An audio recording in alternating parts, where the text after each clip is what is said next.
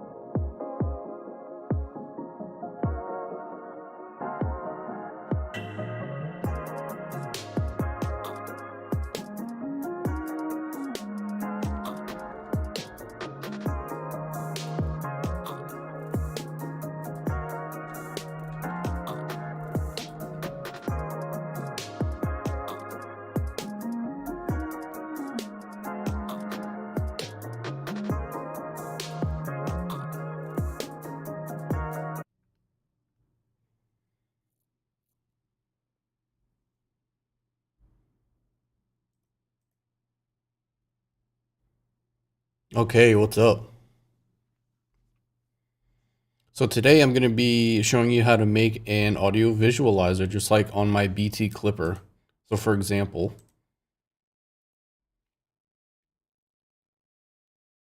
if I go here,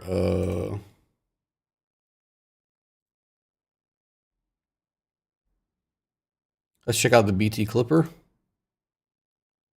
So yeah, there's this little audio visualizer, waveform visualizer that shows you what the audio looks like as you're clipping it and passing through. So it's pretty handy. So yeah, it's pretty handy. I'll show you how to make that. And it's actually not difficult because Juice has an audio visualizer component.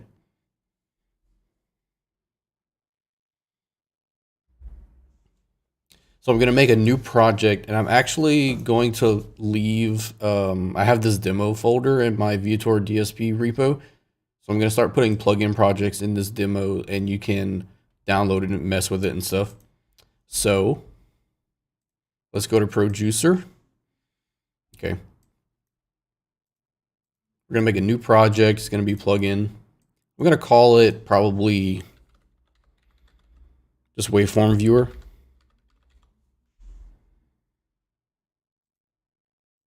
We need the DSP module for my modules to work.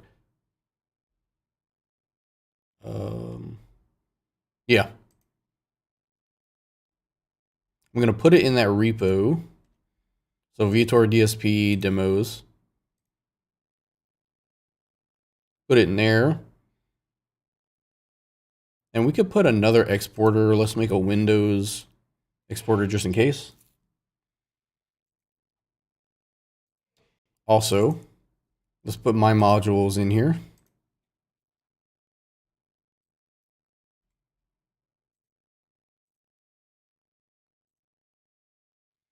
Okay, so company name Viator DSP.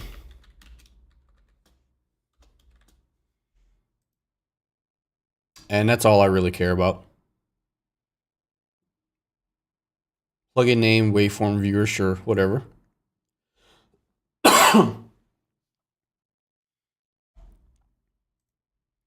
All right, save and open up in Xcode.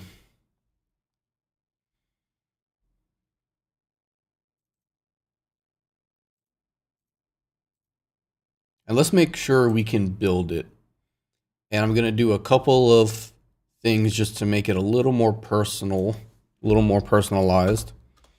And I'll say fill all, and we'll give it a juice color from the colors namespace or colors class, whatever it is. Let's say black, and I'll always do .brighter 0.1. It always looks nice. And I'll make this text larger, make it like 36. I'll say waveform viewer.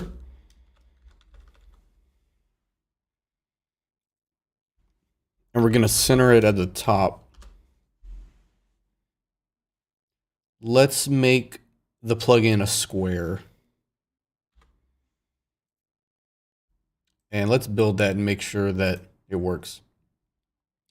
By the way, I don't know if I've noticed this or mentioned this before, but if you're on M1, if you're on an M1 Mac, when you do your standalone, you have to build it on the Rosetta one for it to work. I'm not sure why, but whenever you do your actual build, like if you do VST3 AU or all, you'll do the any Mac build. But we're going to do standalone just to check out what it looks like. We're going to hit the build button first, and then I'll hit the play button whenever it's done.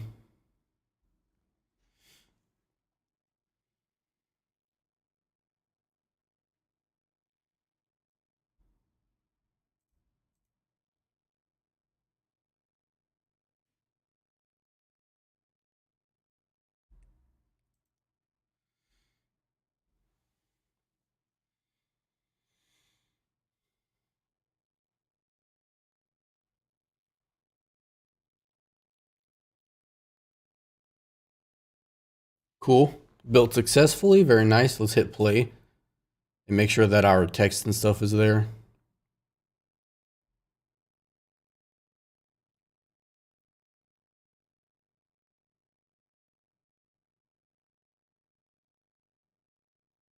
Cool. So we know everything is there and working just fine. All right. So let's kind of just get started with the visualizer.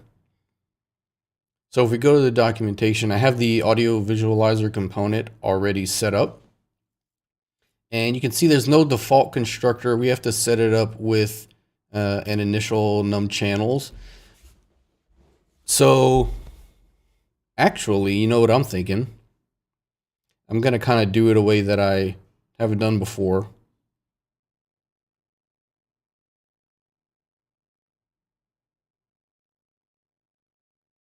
Or actually, I'm going to do the way that I've done it to make sure and just get it all working. And then I think there's a way that we can set up this initial num channels to be a little more accurate, because sometimes I'm just going to do it with 2 channels. But we're not always guaranteed that we're going to have a mono track or not. So it'd probably be good to check how many channels we have before doing this, but let's just set it to 2 and then, oh, but we can do set num channels. So yeah, it doesn't even matter. So we can go into the buffer and say, or into the prepare to play and do set num channels, and that should probably be good. So, all right, let's just go ahead and set this up. Okay, so we need an audio visualizer component. So let's go into the header of the plugin processor. And I think I'll make it public for now, because I think we might need to access it from the editor. So let's just make it public, and if we don't, we can just move it into private. It doesn't really matter. So let's see, audio visualizer component. Okay, so I'm just going to call it Wave Viewer. And it doesn't have a default constructor, so let's go into the constructor and give it a num what do we need to give it? Give it a num channels. So Wave Viewer, and I'll just say 2. And that should be sufficient. And then what else do we have? The easiest thing when you're using a new component, especially if it doesn't have a lot of methods, is to just go ahead and probably just use all of the methods so that you know that you're hitting everything you need. So let's do set num channels and set buffer size. Okay.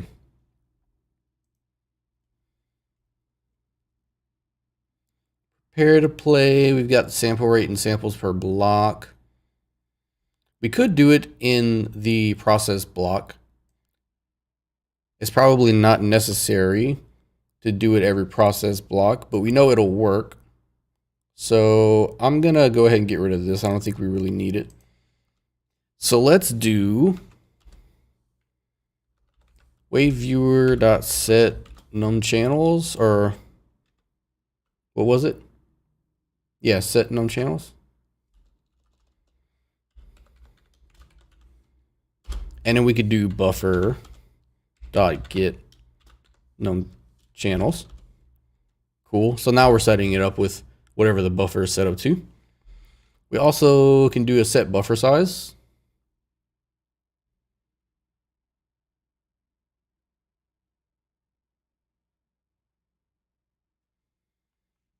This one is going to change the size of the samples coming in. So this is something that doesn't have to be accurate with the buffer size, because if we give it a buffer size of whatever the buffer has, it might not look right, but let's do it because maybe it will look right. And I'll show you what I mean. So for example, if you look at this example right here, if you change the buffer size of this set buffer size, it will change how many samples are shown in the waveform viewer. So the more samples you have, the more detailed it is. So if you give it too low of a buffer size, it won't look right. But let's just give it whatever the buffer size is and see how it works out, because it is kind of intuitive. Let's just do set buffer size to the buffer size.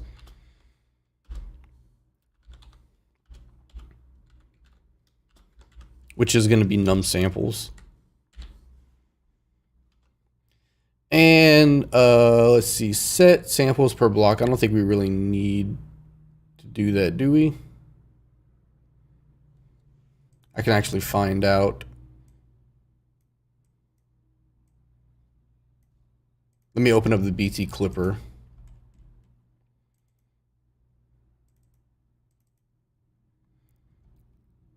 Let's see, so I did.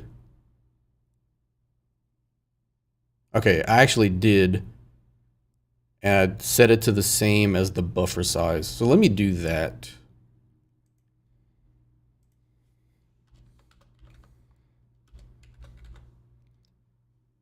What's it called? Samples per block.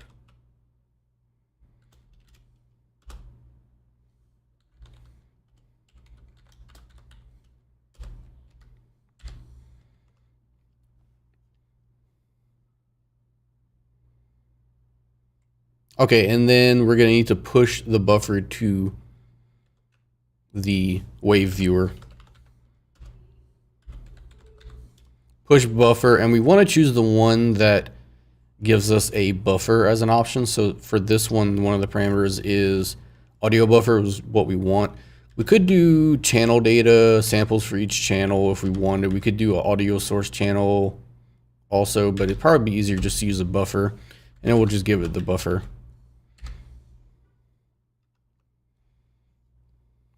And then set repaint rate, I think, is pretty important.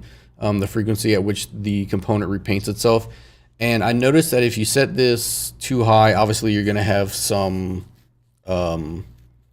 extra CPU usage, and you're going to have a little bit of stuttering. So I think I found the sweet spot on my own at set repaint rate 1024. So let's try that. And I think I might even turn it down from that. So I'm going to put this in the constructor. Set repaint rate. I'm going to do, let's see, frequency in hertz. I feel like that doesn't have to be. Let's do 100. Or actually, let's set it to what I have now and then change it and see what the changes look like. And set color, paint channels.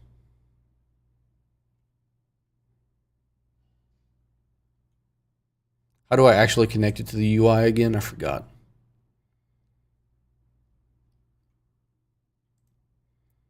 Let's see. Let me look at this real quick.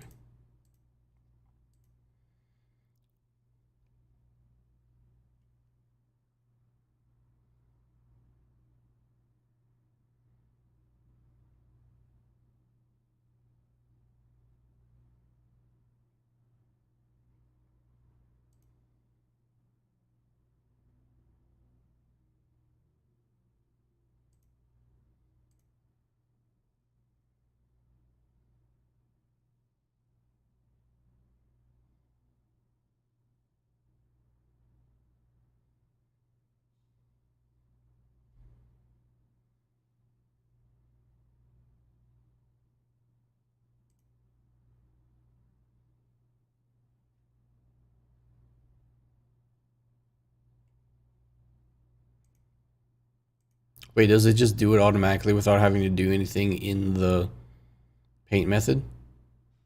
Because I feel like I did something with timer, right?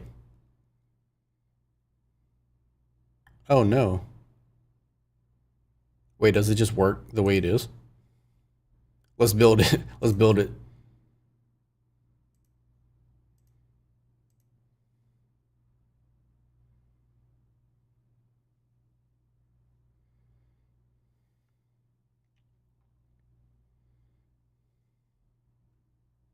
All right, let's go ahead and open it in Logic and see what we get.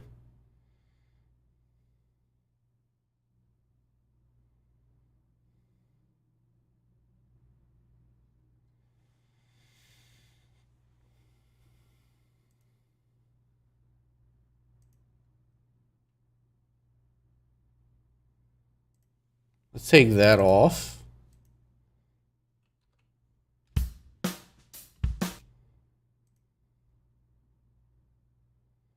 Let's see, what did I call it?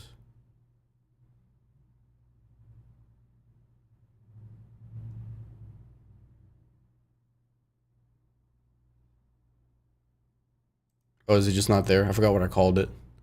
Oh, it should be called Waveform Viewer, so looks like it doesn't see it.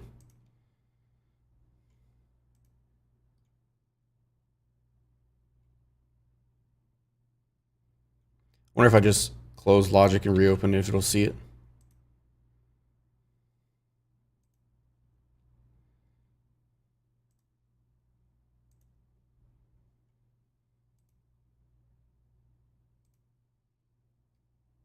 Hmm.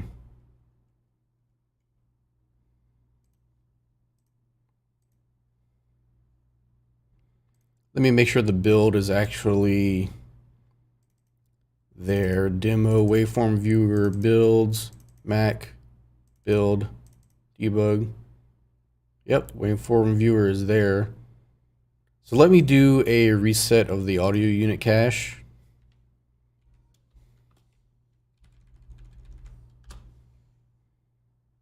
Caches, audio unit cache. Now Logic will rescan everything.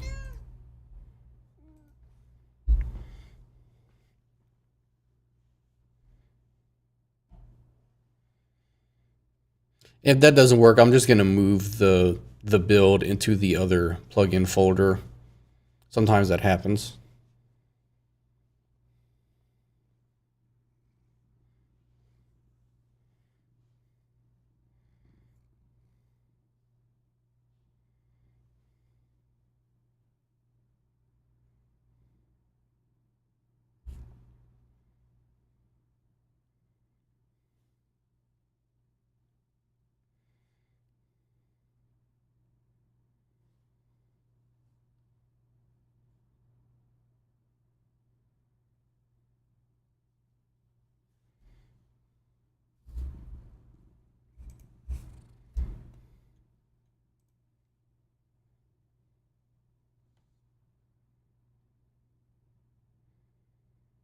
Okay, it's not there. I'm just gonna move it into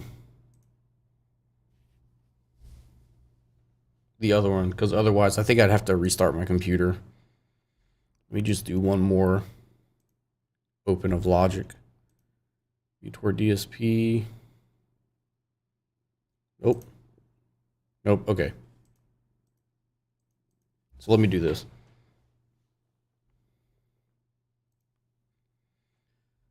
I'm gonna hit go and go to the regular library. This is where your plugins from actual manufacturers get put by default. So let me go to our project and go get the build from here.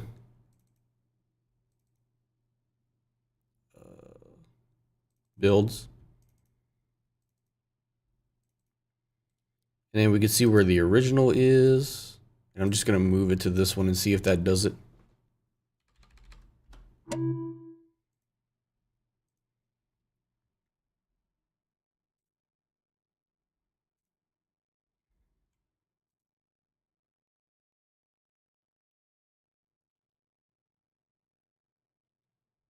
I don't know why it doesn't want to see it. I guess I could do the audio unit cache again.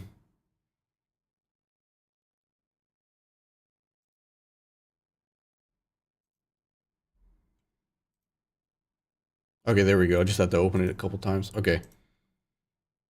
Here we go. Stream intro. Let's put that bad boy on here. Waveform viewer. Okay, yeah, I didn't think it would just work. There is a connection to the GUI we have to do.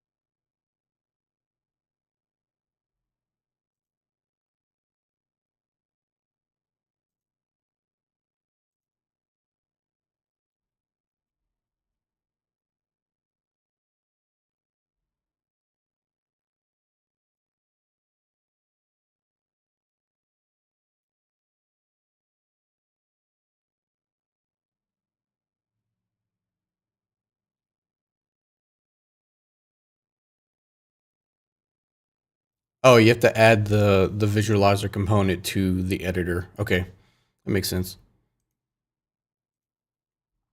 So if I just go in here and I say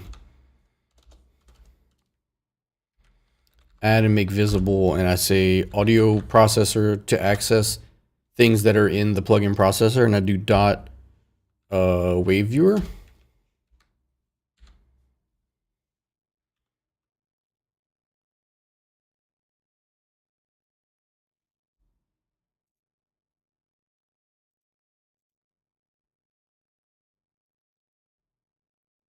I assume I'd also have to do a set bounds of something.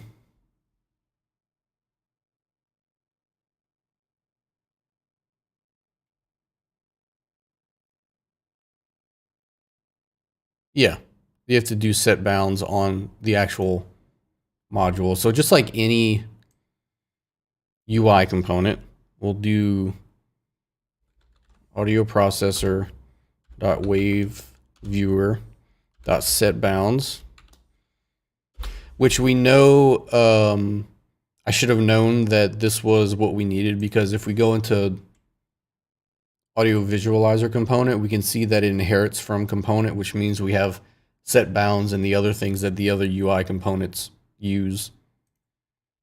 So let's just give it get local bounds to just give it the whole area.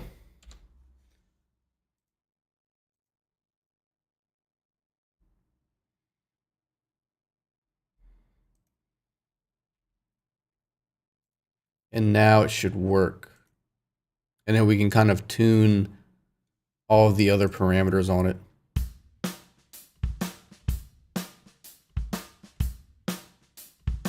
Oh, let me set the color.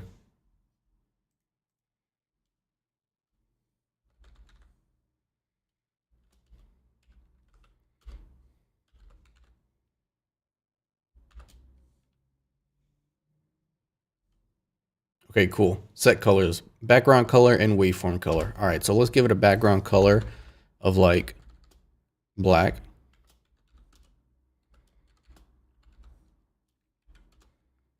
And give it a waveform color of like dim gray or something.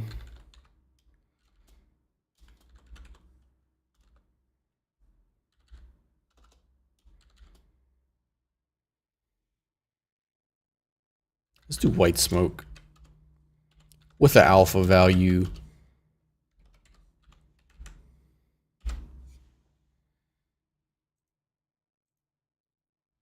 Let's see if that gives us anything.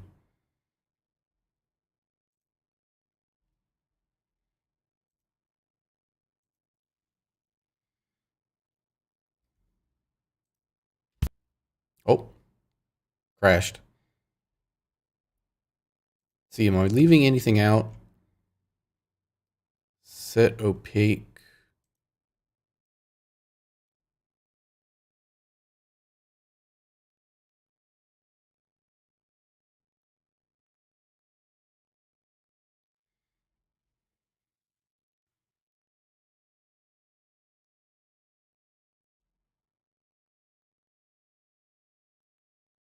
I could, let's see, let me call set opaque since I did it in the other one.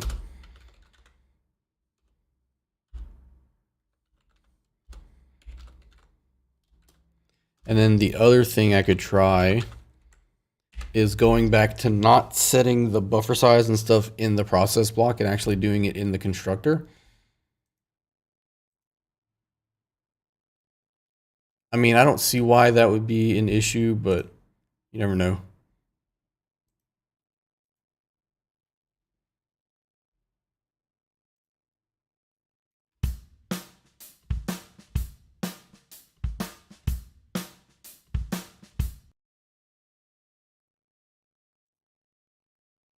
Yeah, okay, that's something weird. So let me take these out since I know I put these.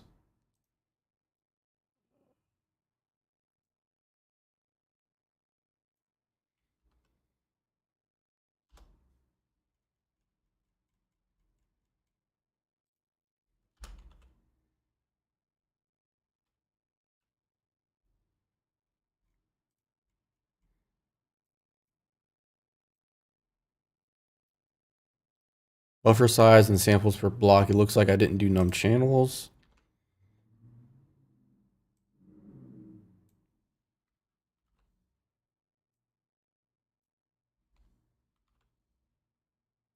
Also, I gave it one channel for some reason.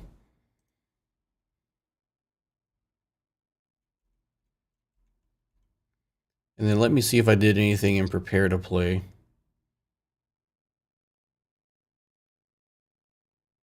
Nope. And then process block, just push buffer. Mm-hmm.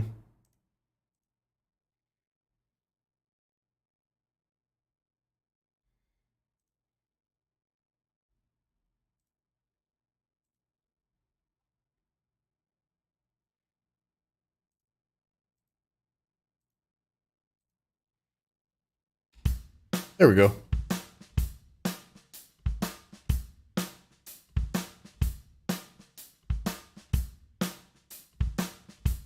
Cool.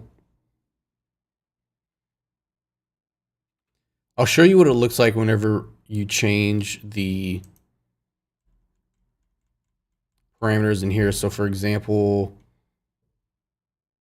let's change the repaint rate to something really low. Let's do that first.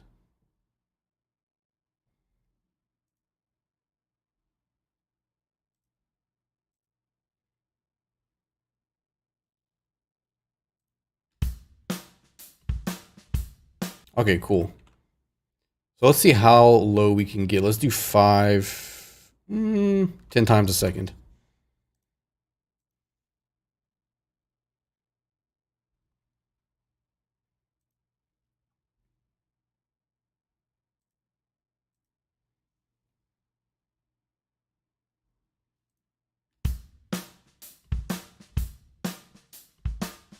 Yeah, so that's the actual speed that it's drawing. So you can see it's choppy now. So it seemed like 30 was actually good. So let's change the buffer size to, let's say 64. That should be a big difference and see what that does.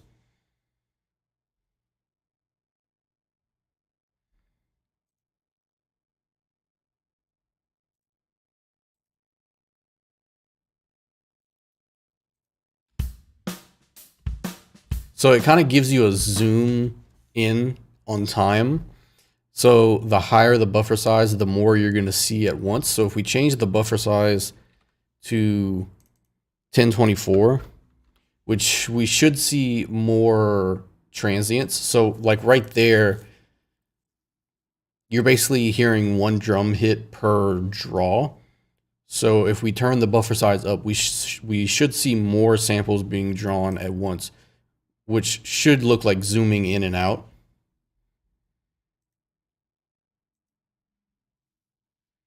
So like this setting should look more zoomed out. Yeah. Kind of like zoomed out in time and on the actual size. And I assume, let's take it, I'm gonna leave it in the constructor, but also put it in the process block. Now let's do buffer.get num samples and see if it breaks it.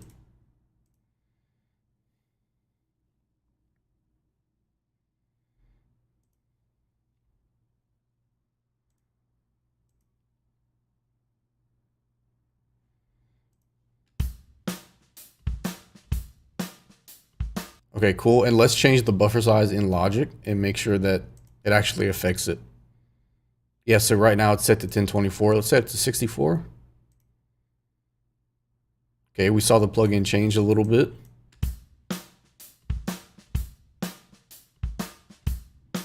Interesting.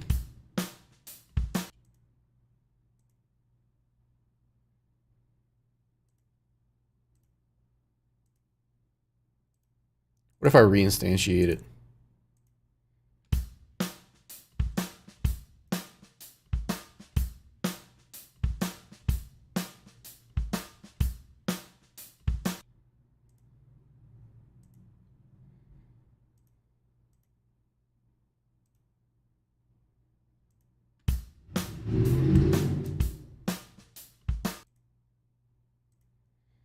Well, that's interesting. I'm not sure why that's happening. I'm going to put it back to like 256.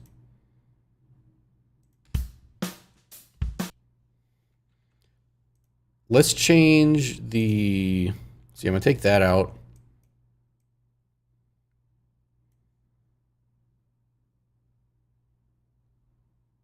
What happens if I don't set samples to block? Samples per block.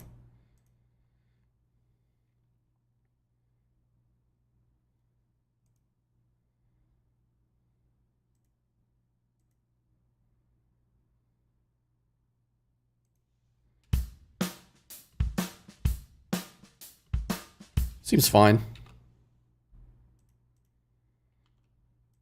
I'll set this back to like 256 by default.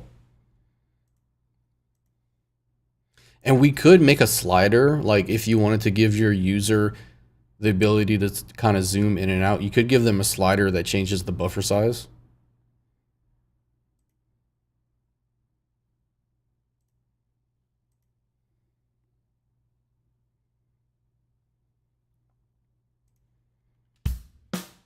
Yeah, that's a little better.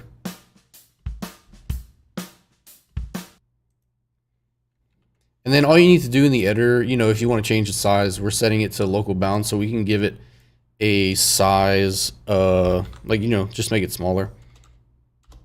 Or in fact, we just say get local bounds with, let's see, what is it? Keeping center, with size keeping center. New width and height. I'm going to give it get width 0.5 and get height times 0.5. So this should resize it while keeping it into the center to a size that is half of the width and half of the height. So hopefully that makes it like a smaller box inside of the plugin.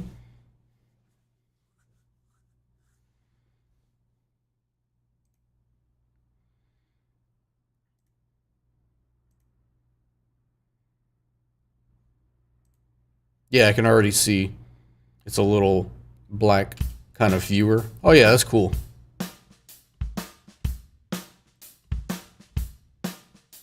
Oh, that'll be a good thumbnail.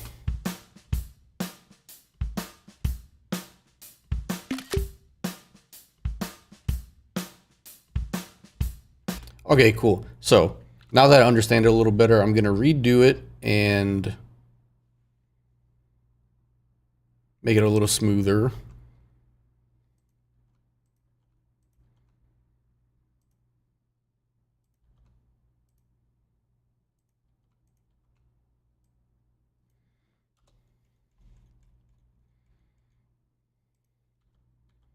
And let's make sure we build.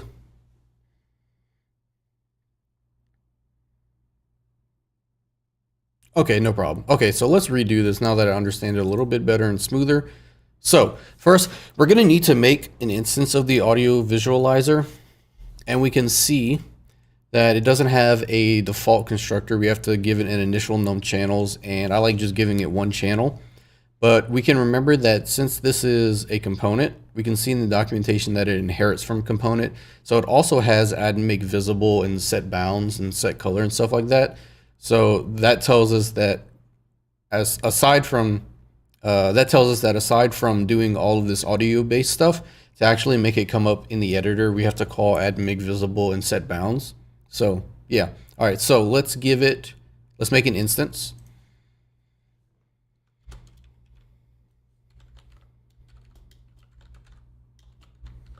Juice audio visualizer component, and I'll call it wave viewer.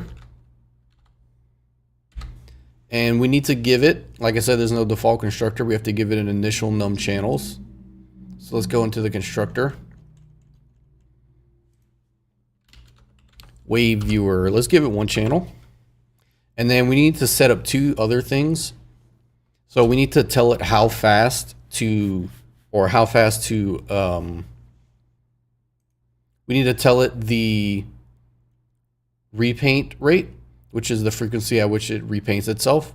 And it doesn't need to be super high because we don't want it drawing more than what our eyes can even tell is making a difference, because that's just extra CPU for no reason.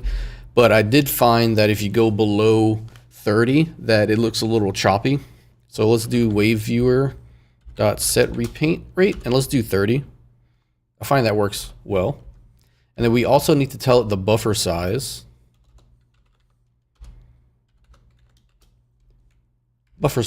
And this, I'm going to set it to 256. This is how many samples the component is going to draw.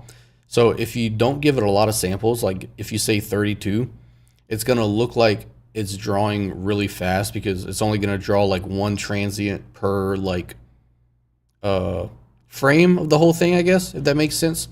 So if you give it more samples, it looks like it zooms out and gives you more time to look at everything. So yeah. So that's the buffer size. We need to go ahead and go into the process block and actually push the buffer to the component. So we need to say wave viewer dot push buffer, and we're going to choose the one that says audio buffer as a parameter, and we're just going to give it the buffer. Is that all we need to do in the plugin processor? Set repaint rate, which is how often it repaints itself. Buffer size, which is how many samples it draws, and it kind of looks like it's a zoom in and out on the waveform viewer. That's how it kind of like comes across. And we don't really need to do anything in prepare to play. I'm sure we could do something if we wanted, but I can't think of anything at the moment.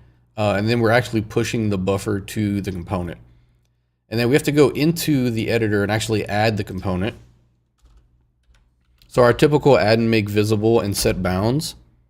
And since it's in the plugin processor and it's public, we can call audio processor, which is a reference to the plugin processor. And then we can access things in it like the wave viewer. So we do add and make visible, and we're going to do set bounds like a normal component. So audio processor dot wave viewer dot set bounds. I should have chose the other set bounds option because I'm going to actually just do the get local bounds. And I'm going to do the resize with keeping center thing. I always forget what it's called. What is it? With size keeping center, right? And I'm going to give it a new width and height that is half of the plugin. So hopefully that'll look like just kind of a square that's half of the plugin in the middle. So I'll just say get width and get height times 0.5.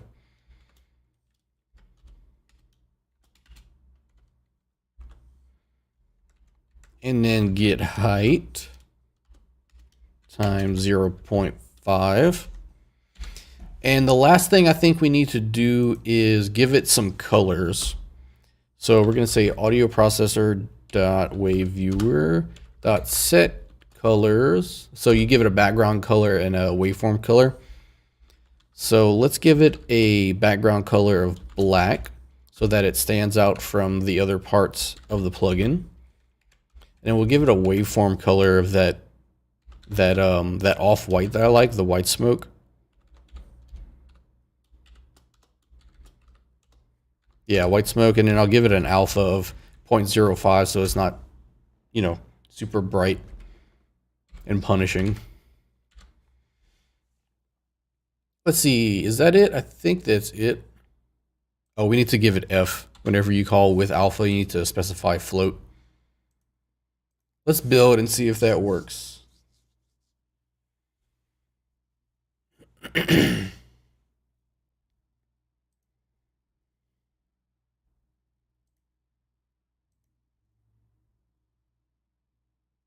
Okay, I'm gonna reinstantiate it to get a fresh copy. Okay, so we have the little black background like I thought, and there we go. We've got our waveform viewer. So let's do something that I haven't actually done before. I'm gonna put a slider right here that will let us change the buffer size, and it'll allow you to kind of zoom in and out on the waveform viewer. So let's do that. I'm gonna use, yeah, I guess I'll just use a fader. So I'll use one of the Viator ones since I pulled in my module, Viator GUI fader. And I'll say wave zoom. And fader doesn't have a default constructor. So what is it called again? Wave zoom. And here's all the things we need to pass it. The suffix value, which is going to be samples. So I'm just going to put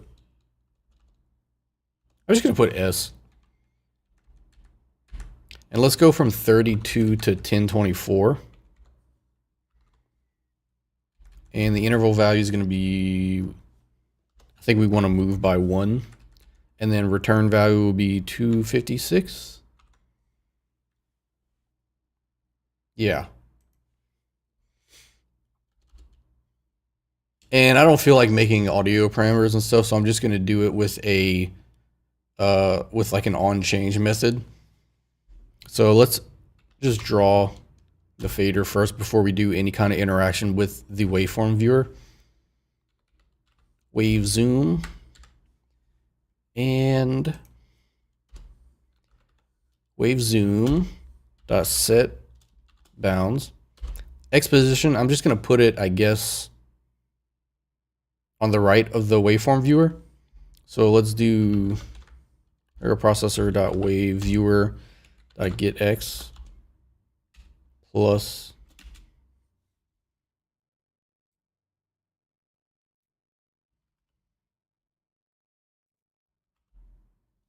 get width and add, I don't know, 24 pixels to it for some padding. And we'll do this dot get Y. I'll give it a width of like 128 and a height of the, and I'll give it a height of the wave zoom, or no, what am I trying to say? I'm going to give it a height of the wave viewer. Cool. So this is kind of ugly.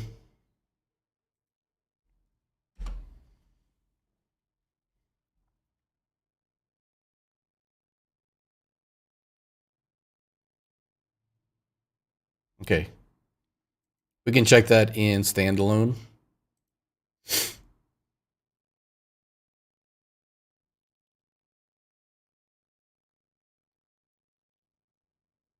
Oh, it's a little too far. Let's see. What if I take this padding off? What does that look like?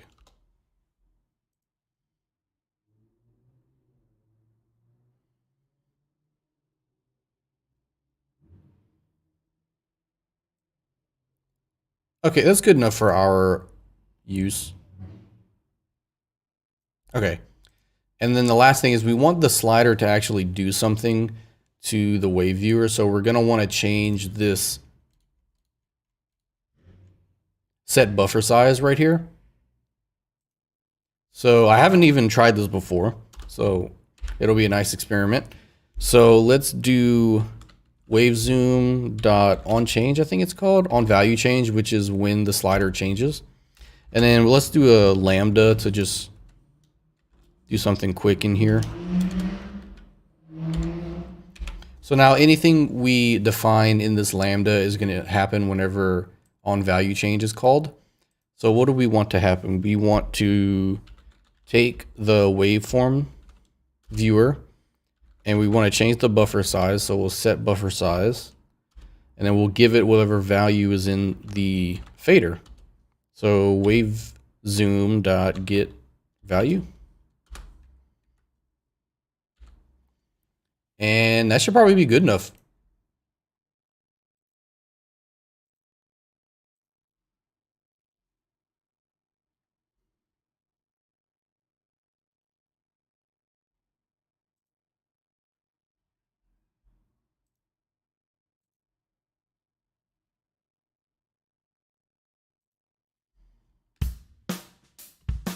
Yeah, check that out.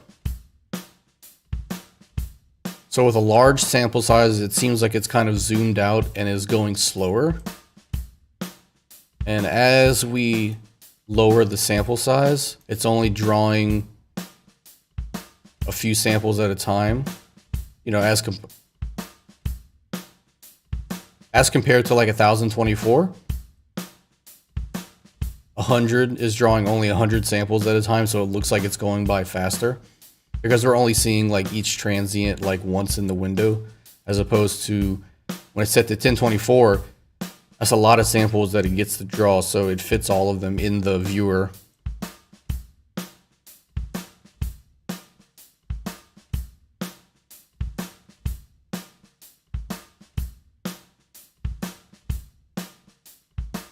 Cool. Let me take another screenshot.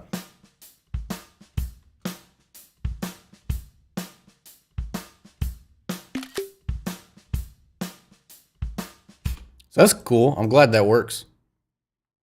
It wasn't very difficult.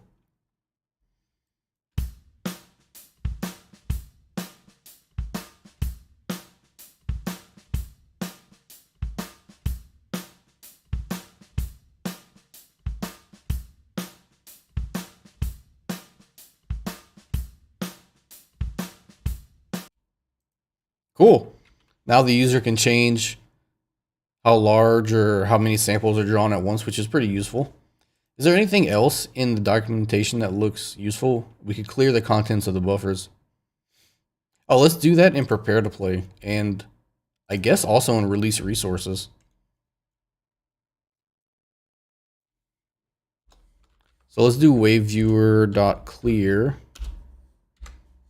So every time we're about to play audio and prepare to play gets called, we'll clear the contents of the wave viewer. And let's also do that in release resources.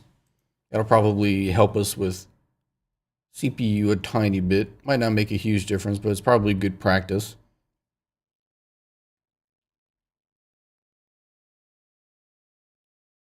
And it looks like if you wanted to, you could paint a certain it looks like if you wanted to, you could paint a certain channel. And right now we're just saying 1. What if I change this to 2? Does it just like break?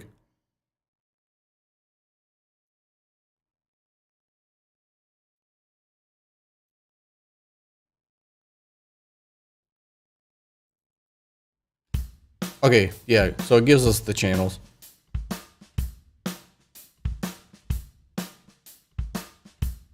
So for most sources, you don't really need the 2 channels. I mean, they're gonna look pretty much identical. I guess it's good to have as an option. You could set up a simple button to let them choose the difference. Like if they want 2 channels as opposed to 1. You know what? That's another thing we could do pretty simply. Let's make a button. All right, so we're gonna do, what kind of button should we do? Let's do the push button.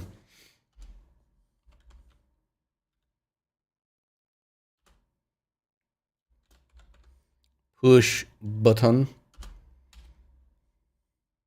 I don't even know what to call this. Channel toggle.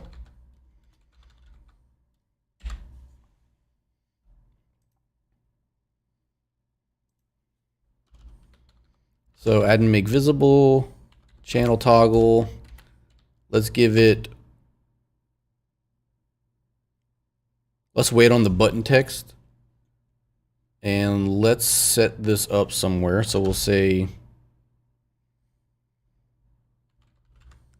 channel toggle.set bounds. And I'm going to do something very similar, except put it on the left side. So the wave viewer.get x minus the width. Wave viewer.get y.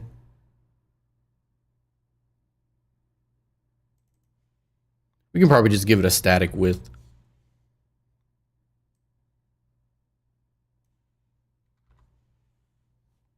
Let's see what that looks like on the standalone build.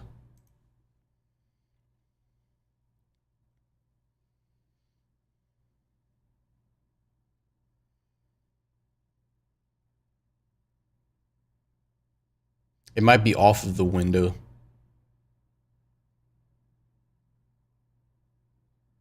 So instead of that, the X position, the Y position, minus like 64 or something.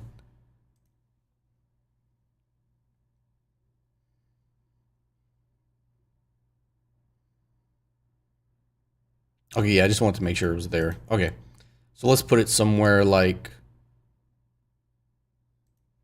X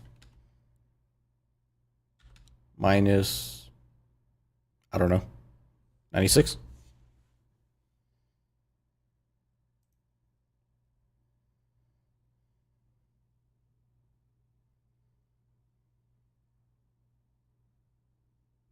Right, and then the Y, let's give it, oh, the same Y position, yeah.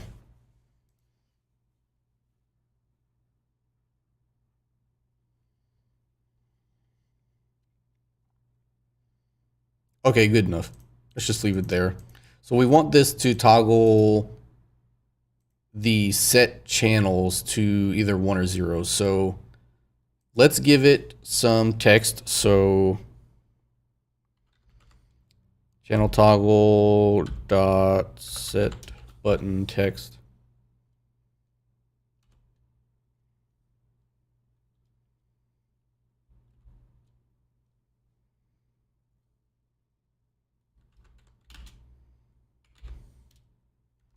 Sure, num channels.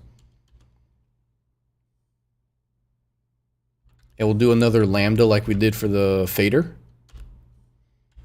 So on click,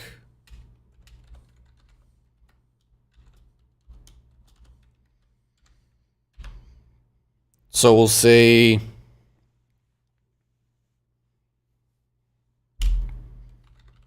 channel toggle dot get toggle state. And I'll use the ternary. So if toggle state audio processor dot wave viewer dot set num channels. So if we toggle it on, I don't know, it doesn't matter. Let's just figure out. So if it's on, we'll say it's 2 channels.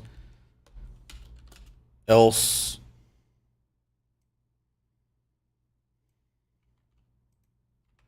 it's 1 channel.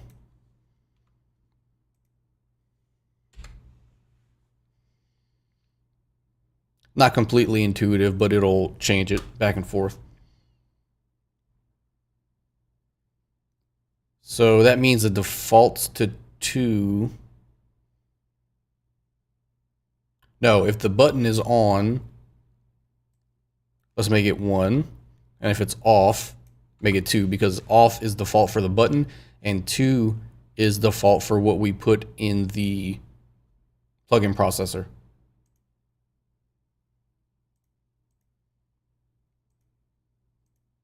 So let's see if that actually changes the channel in the Wave viewer.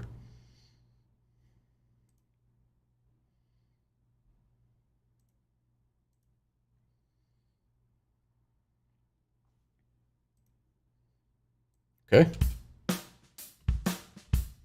Oh, look at that.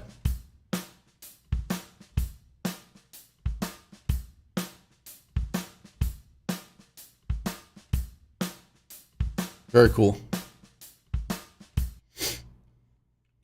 Okay, since we know all that works, let's clean this up a little bit and make it a little nicer. So I want to, this is really annoying, the audio processor.wave viewer every time. So let's see, we can do a using. I'll just say wave viewer is equal to audio processor. Oh wait, am I doing that wrong?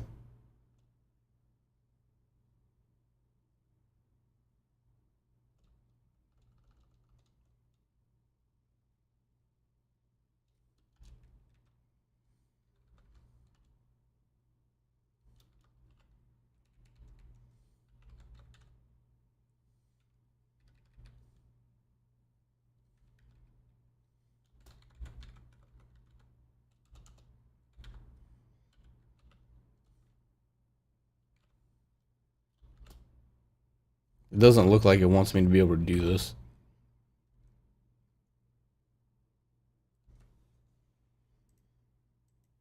Yeah, it doesn't like it. What does the error say? Expecting after alias declaration. Oh, so maybe you can't. Oh, well, this is a reference. So I wonder.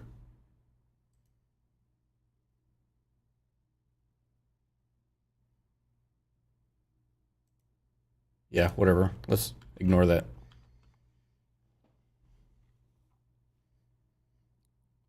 Let's just do some less hard coding for the GUI stuff. Get rid of that error. Let's see. We know we want the waveviewer.getX and we want to subtract 96 from it. In fact, I think we're going to actually want to subtract 64. Might look better. So let's do this. Auto button width is equal to get width times, right now it's 400 by 400, so what would be 64 by 400.16? Sounds good.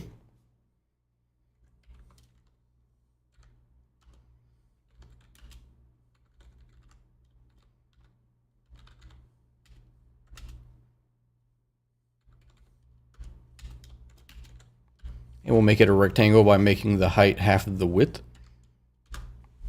Okay, so we're going to subtract button width from the X position. And we're going to give it a button width and button height. Now that might be too small still for the text, so let's see what it looks like.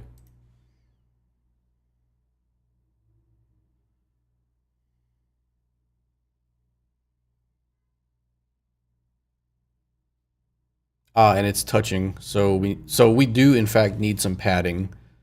So let's do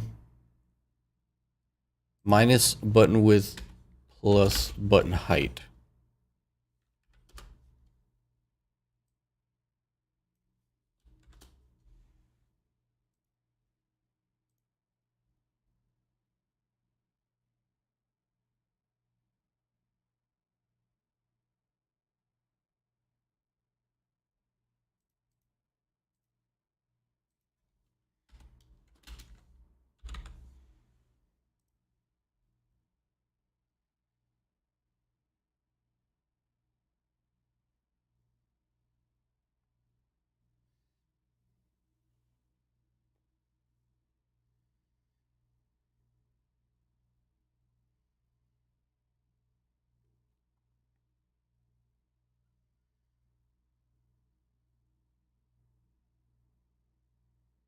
Why is this taking forever to do the standalone?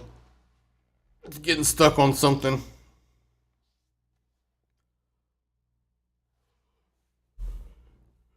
It does not like.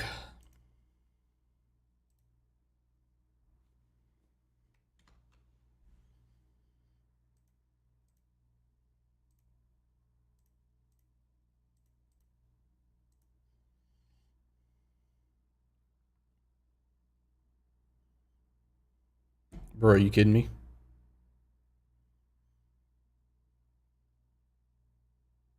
What is your problem?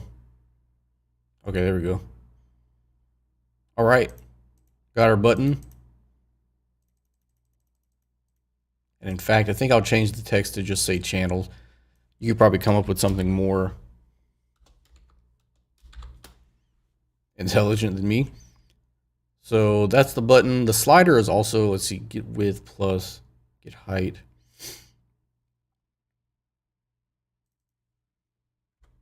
Slider doesn't need to be that wide.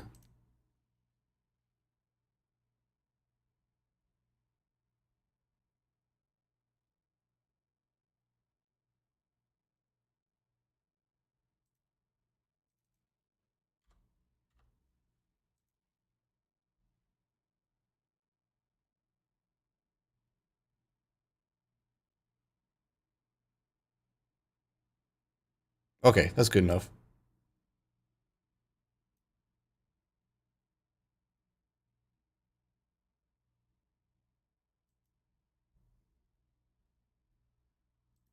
And that's pretty much it.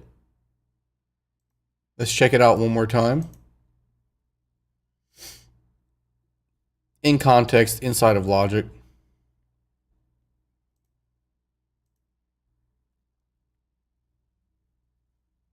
Open it up. Okay, we got 2 channels. We can change the sample size, which kind of seems like you're zooming in and out, but it's just how many samples are being drawn. And then we can change it from 2 channel to 1 channel.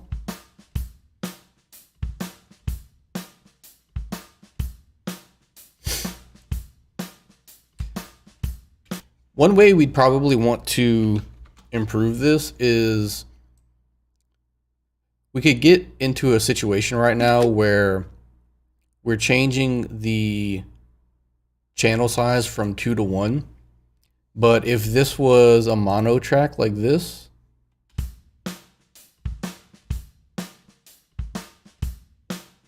oh, so it actually handles it for you, even though there's only one. Let's make double sure that we're in fact mono. Let's take the gain. That's not what we want.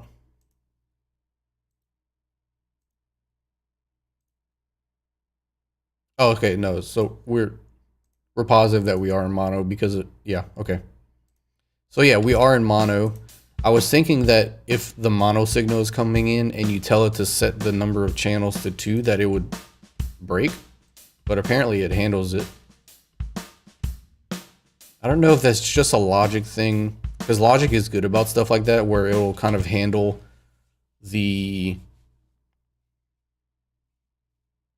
not undefined behavior, but it'll handle some like channel configuration things that other DAWs will break on. So it might be a good idea still to figure out a way to check if the channel configuration is correct. So we could probably do that by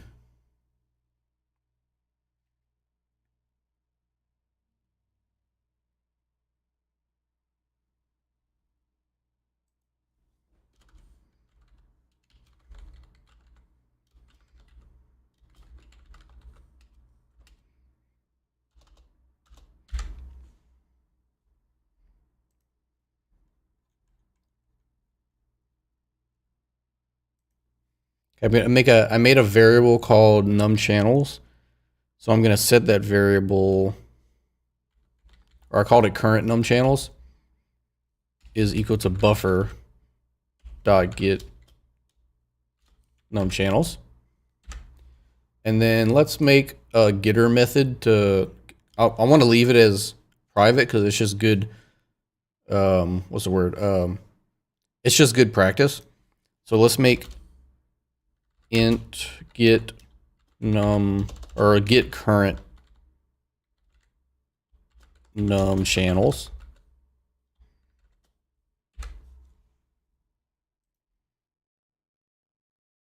And we need this class name right here. And we need to actually implement it. So get current, let it autocomplete for me. Get current num channels, and we're gonna say return current num channels, and that's it. Just a simple little getter method. And we'll say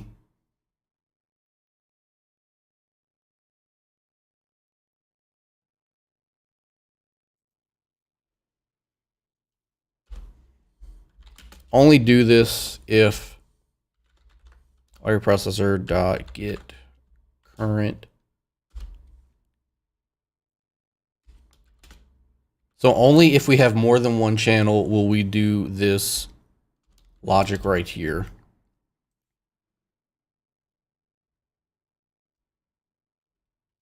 So one way, let's see, I want to change what might make more sense. Let's change the default behavior to mono. Which means we have to reverse these. So now by default, when the button is off,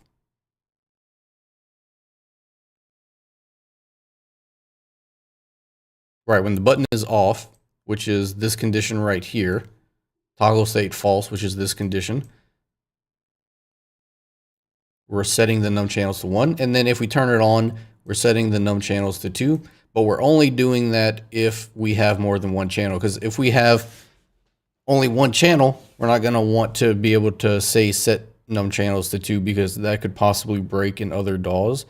I don't know if it actually will, but it probably is something good to think about and to plan for. And since this isn't, I mean, it's in the on-click event and it's just an if statement. It's not like it's using any CPU comparatively. So it's something very simple that isn't using any resources basically. So yeah, I think we're good now. And I guess we could test to see if this logic works. Let's go ahead and build it.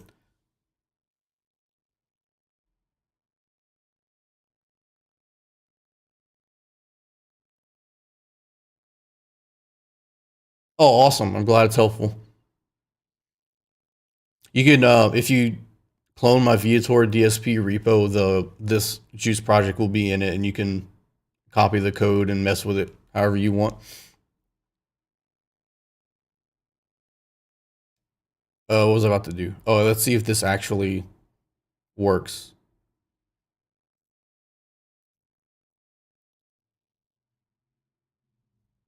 All right, so by default, we should have one channel.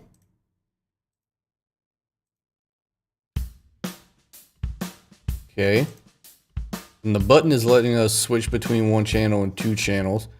So what happens if I turn the track in logic to mono? What I'm expecting is if the track is mono, that means that the buffer will now be one channel, which means that hopefully this condition will not be met and we won't be able to toggle the button and change the channel. So let's see if that's the case.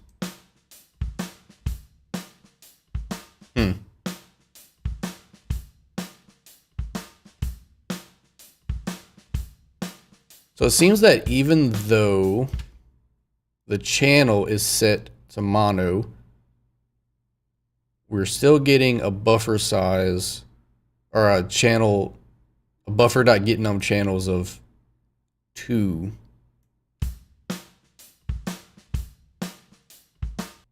Very interesting.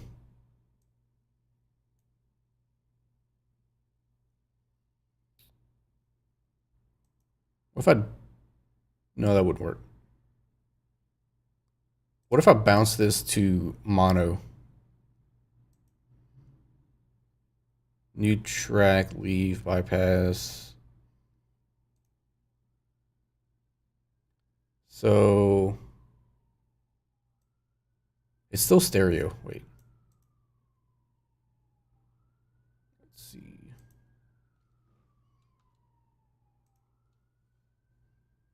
How can I make sure this is mono?